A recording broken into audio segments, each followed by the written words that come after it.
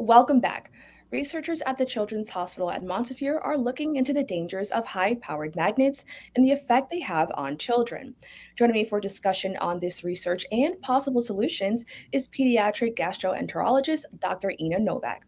Doctor, thank you so much for joining me.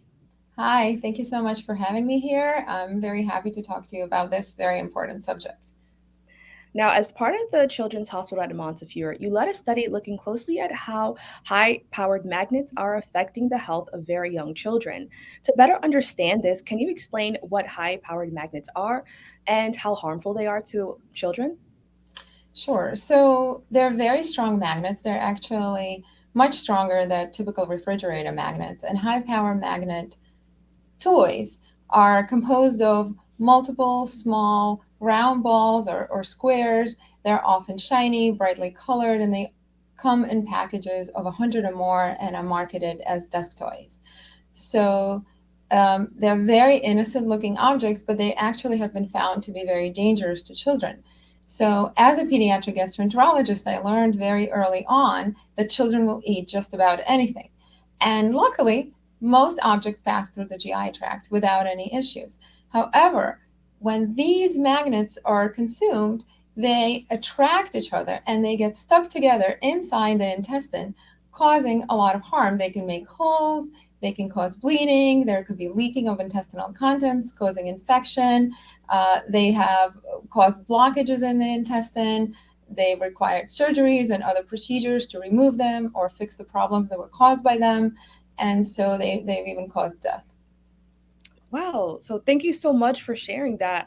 I understand that this risk factor was reintroduced following a change in the US market by the Consumer Product Safety Commission. Can you tell us a little bit more about that?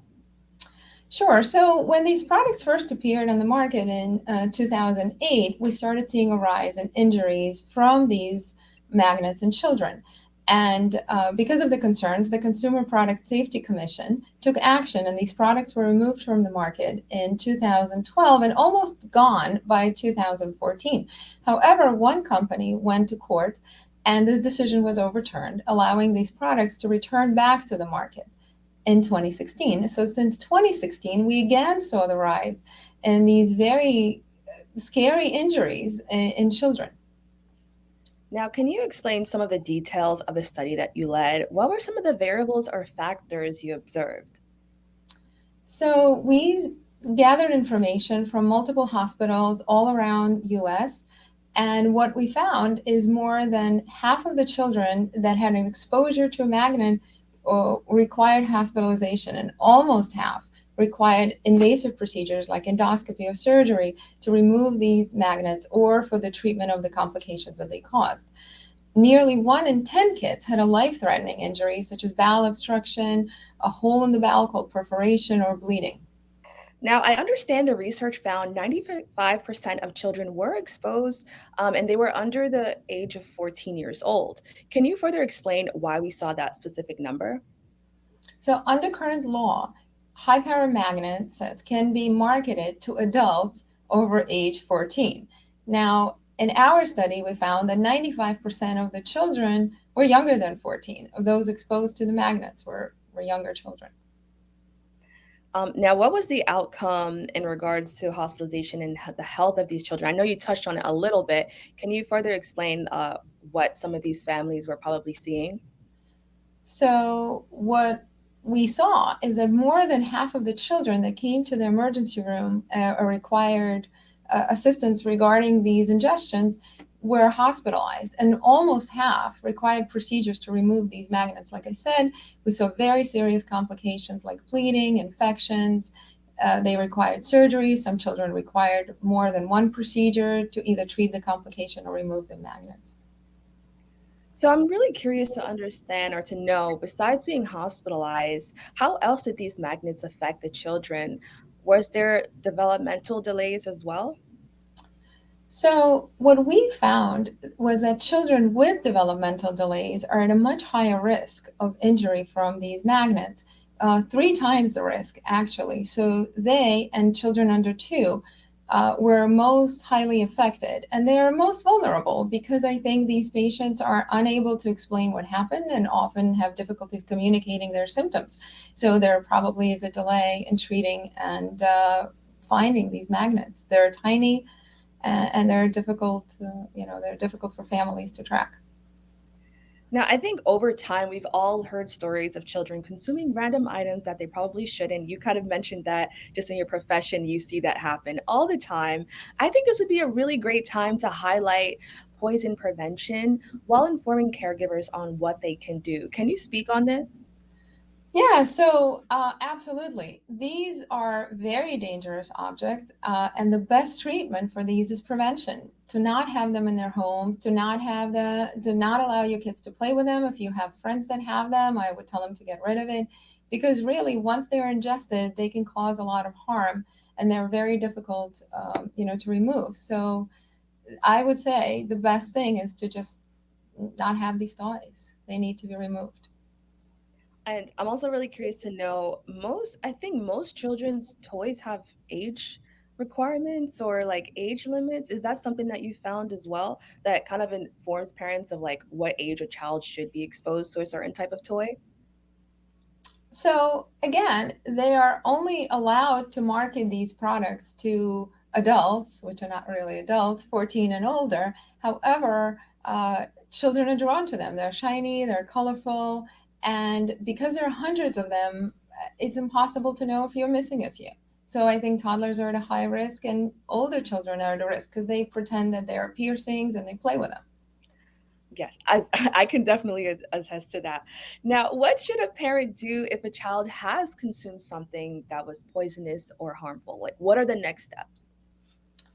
So obviously you can contact your physician. There are poison control centers that are very knowledgeable about this. And then if needed, you could go to the emergency room. I think there's a high risk object, so that you need to be very careful. Oh, do you know any other objects that are high risk? Sure, button batteries, uh, cleaning solutions, we see a lot of injuries from those. Now, following the results of the study, I understand there are now efforts to get these high powered magnets out of the hands of young children. Can you tell me more about this effort?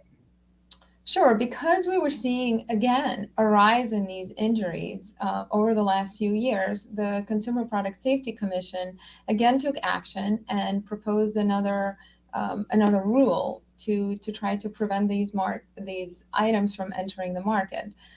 And it would be great to have support for this action. The public can weigh in by going on their website and showing support. And can you tell me a little bit more about what researchers are doing to raise awareness and educate families about this? So we're trying the best we can to educate by doing programs like this, by speaking to the news, by publishing articles. The American Academy of Pediatrics has been very vocal. My colleague, Dr. Brian Rudolph, who's the lead author on the study, has spent a lot of time educating the pediatricians and the public about dangers of these items. And we continue to work hard. They're really dangerous. They need to be off the shelves and not in people's homes. And then can you just tell me a little bit about your own personal experience working with children and trying to ensure that they stay safe and away from items like this? So, when speaking to parents, especially parents of younger children, I would always mention things to avoid. And I've always very strongly encouraged people who have these items to throw them out, to tell their family members to throw these out, because injuries happen frequently and they cause a lot of harm. They cause very serious complications. And then can you tell us what actually got you interested in this study and in this field of work in general?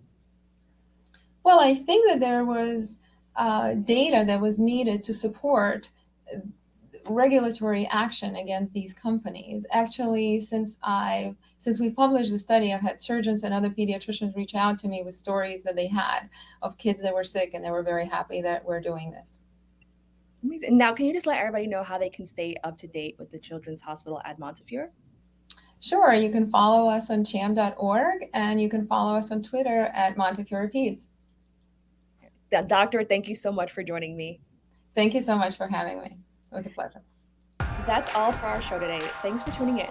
I'm Kibin Alleyne, wishing you and yours safety and wellness now and always. See you next time.